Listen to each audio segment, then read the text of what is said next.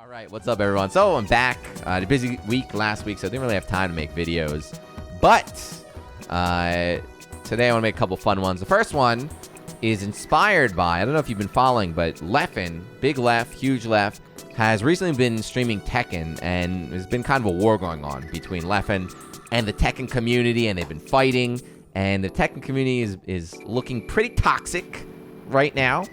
So there's something funny that happened. Let me just show you. This is from earlier this year. I talked about it on Twitter.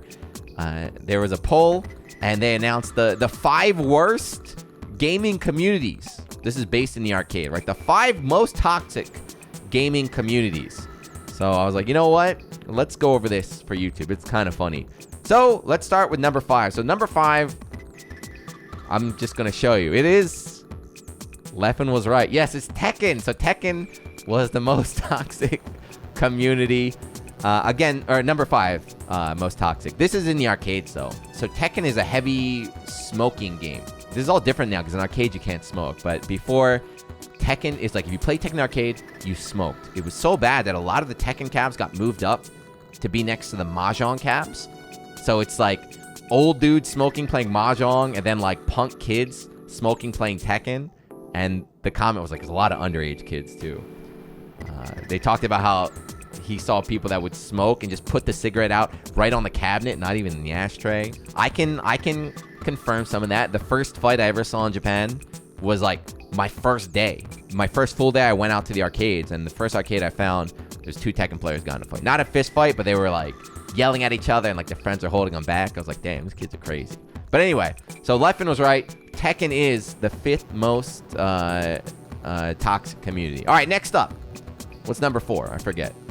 Oh, Bomber Girl. Yeah. So this is hype. This is Bomber Girl. You guys know about Bomber Girl? So Bomber Girl is an arcade game that came out, I believe, last year or 2 years ago. So when I read Bomber Girl, I was like, what the hell?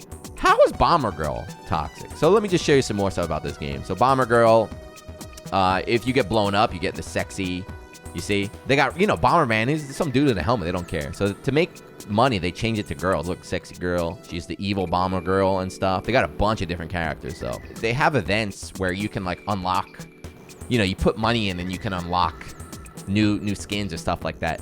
So what happens is the otaku that play it are so thirsty, they don't get up. If you don't know the rules in Japan, you're not allowed to play more than once.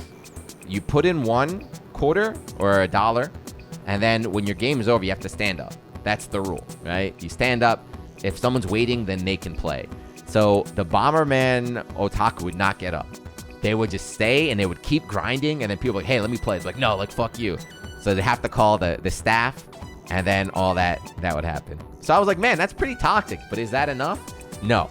The most interesting thing that got me laughing really hard, not her, where is it? So the game forces, it's got teams in it, right? So there's friendly fire. That's messed up.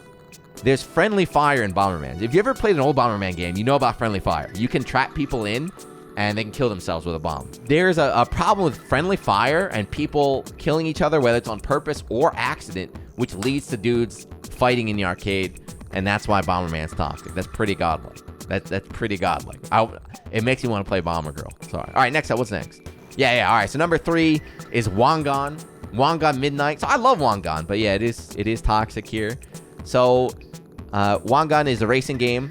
You know that one right there. It's got the cool ass music and everything. And this is another one, I can personally attest to Wongun and Tekken being toxic. So Wongun is another game that they said is a lot of middle school and high school kids play it. Kids that can't actually drive, that instead they pretend like they can drive by playing Wongun, and it leads to a lot of like fighting and shouting. So the old arcade I used to play at, Taiko, I forget, it was Taiko in Yokohama, Nishiguchi, that's it. So it used to be Blaze Blue cabs, or right next to the Wongun cabs. Every single time I went to the arcade, there wouldn't be a fight, but the kids would beat the shit out of the cabinet, right? If they lost, like, just kick the cabinet, stomp on the pedal, just go crazy and screaming like that. That's exactly what the problem is. So the other thing too is being young. Arcades in Japan have time limits. So if you're in like middle school, you're not allowed to be out after. I don't even think you can go if you're middle school. But it's like after 6 p.m., you can't be this age. After 8 p.m., you can't be this age and stuff like that. So they said the kids would just gather up and they would just stay all night. They would stay until like last train, even though they were underage. And just like, kids, you got to get out of here. Like, no, all right. They go out, they come right back in. The Wongun punks. If you haven't seen that game, but look at there's a funny video on this channel. Go check it out. All right, number two. Number two, I didn't get this one, but then they explained it why. So number two, you don't expect to be toxic, but Taiko Drum Master here. So I was like, how the hell is this game toxic? So the thing is, you see a lot of stuff on social media. You'll see pictures of like the drum with the stick just slammed right in the middle, like they ripped the front. Or you'll see videos of people like kicking it, stuff like that. And I was like, why is this game considered toxic? The reason why is because this is probably the most common game in the arcades. So if you want to play an arcade game, you have to kind of go up. It's usually like up or in the basement. You got to go out of your way. Most arcades will have this game right in the front, like right in the entrance, sometimes even outside. Like the door is right outside. You don't have to go in the arcade to play that game.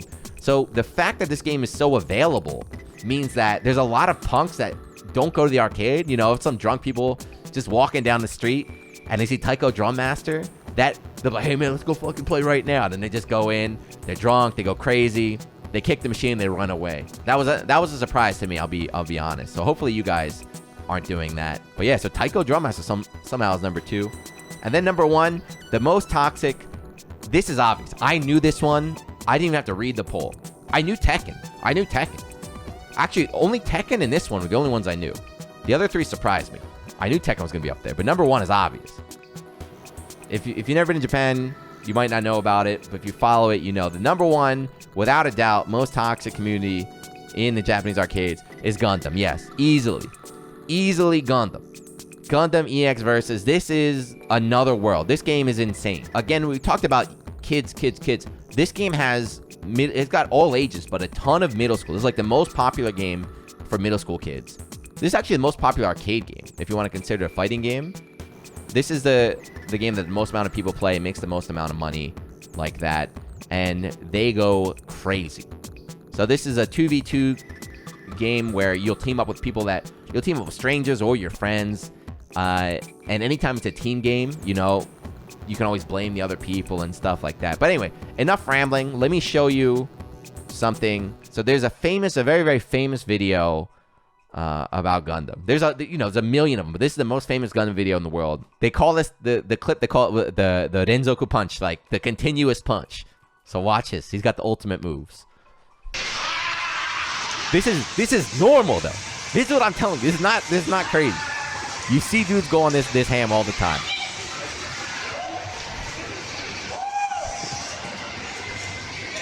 He makes no noise. They just make sounds.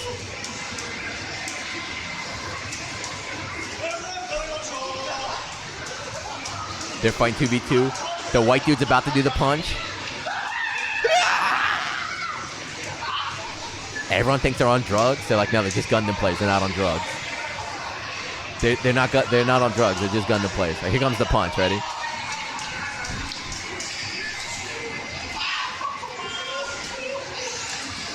I don't know if he's happy or angry. That his buddy just runs over, takes the cat. It's like, wait, get off. I'm back. Hold on. And then here comes the staff, right? Here comes the staff. Yeah, like always, man. But yeah, that's the most famous Gundam video. It's always like that. They're always screaming. No fun allowed. It's not just fun. Those guys are going crazy in public, man. But yeah, so Gundam, Gundam is definitely the wildest, the most toxic arcade community. But yeah, tragic stuff, because arcades have been kind of getting their ass kicked because of Corona. And then smoking, a lot of them are talking about smoking. You can't smoke in arcades anymore. But we'll see. But yeah, that's it. Just a fun, stupid little video. I understand the toxicity of stream monsters is very different from what goes on in the arcade. But yeah, that's it. Hope you enjoyed. Let me know. And also let me know if you got a bad experience If you've ever been bullied by a Gundam player or a Wongun player, put in the comments. I want to hear about it. All right, see you next one. Peace.